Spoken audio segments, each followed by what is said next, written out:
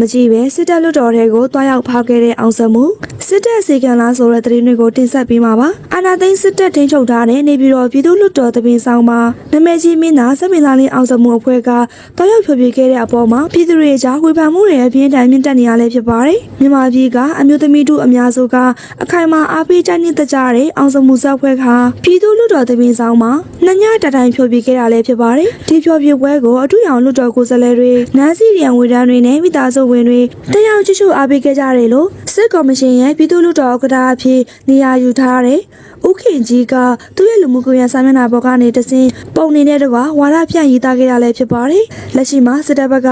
ပြည်သူတွေကို Facebook နဲ့ VPN နဲ့အသုံးပြုတာတွေတားမြစ်ပိတ်ပင်ထားပြီးအသုံးပြုရင်ဖမ်းဆီးအရေးယူမယ်ဥပဒေပုံမှန်တွေချမှတ်ထားတာလည်းဖြစ်ပါတယ်ဒါပေမဲ့စစ်တပ်ကလွတ်တော်ဥက္ကဋ္ဌဦးခင်ကြီးကိုယ်တိုင်က Facebook ပေါ်မှာအခုလိုပွဲလန်းသပင်ဝါဒဖြန့်သတင်းတွေကိုပုံမှန်တင်ပြနေရကြောင်းစစ်တပ်ရဲ့နှခွစံနှုံးတွေပေါ်မှာပြည်သူတွေကဒေါသထွက်နေကြတာပါအခုလိုအောင်စမှုဆက်ပွဲကစစ်တပ်လွတ်တော်တဲ့တွားရောက်ကပြတဲ့အပေါ်ပြည်သူတို့ကတော့ပြည်သူတွေကစီးရဲငတ်နေပြီးအဘရဲ့အဘတို့ကပွဲလန်းသပင်အပြော်ပါတွေနဲ့ဖြစ်နေကြတာလားပြည်သူလွတ်တော်တဲ့ဘယ်ပြည်သူကများရွေးချယ်ထားတာလဲအဘဆိုပြီးတော့ပြင်းထန်မှတ်ချက်ပြုမိန့်ခွန်းတွေထုတ်ပြန်ခဲ့တာလည်းဖြစ်ပါတယ်ဒါအပြင်အောင်စမှုရဲ့တမိုင်းအကြောင်းနဲ့ပတ်သက်ပြီးအောင်စမှုကဘောမဖြစ်နေကြတာလည်းဖြစ်ပါတယ်။စားတက်ကြတဲ့ကဘောမပဲလေးလို့လဲလူစုကြားထဲမှာဝေဖန်မှုတွေပြောဆိုနေရတွေဆူညံနေရတဲ့တွေ့ရှိရပါတယ်။တကယ်တော့စစ်တပ်က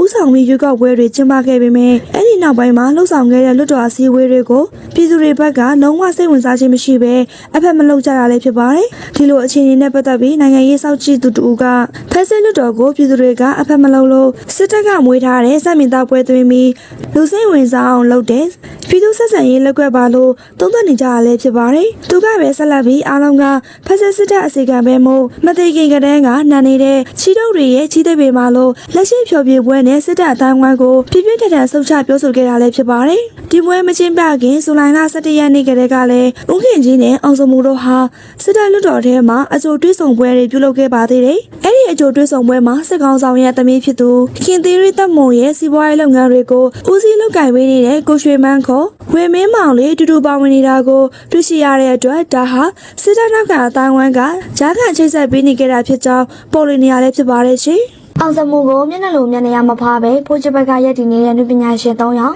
အခုလက်ရှိစက်သပင်နဲ့ရုပ်ရှင်လောကမှာအောင်စမှုကအထုထိတ်အောင်မြင်နေတဲ့အချိန်ဖြစ်လို့လူတော်များများကမျက်နှာလိုမျက်နှာရနဲ့ဖားရဝဲခံနေကြတာသဘာဝပါပဲဒါပေမဲ့အောင်စမှုနဲ့ဖိုးချတို့အကြားမှာပြဿနာတက်ပြီးတော့ဖိုးချကသပင်ဥက္ကဋ္ဌရာထူးမှာထွက်မယ်ဆိုလာခြင်းမှာနာမည်ကြီးနေသူကိုမဖားပဲနဲ့ဖိုးချဘက်ကနေတစ္ဆာရှိရှိမမမမရက်တည်ပေးတဲ့အနုပညာရှင်3ယောက်ရှိပါတယ်ပထမဆုံးတစ်ယောက်ကတော့တရုတ်ဆောင်ခင်လိုက်မှာ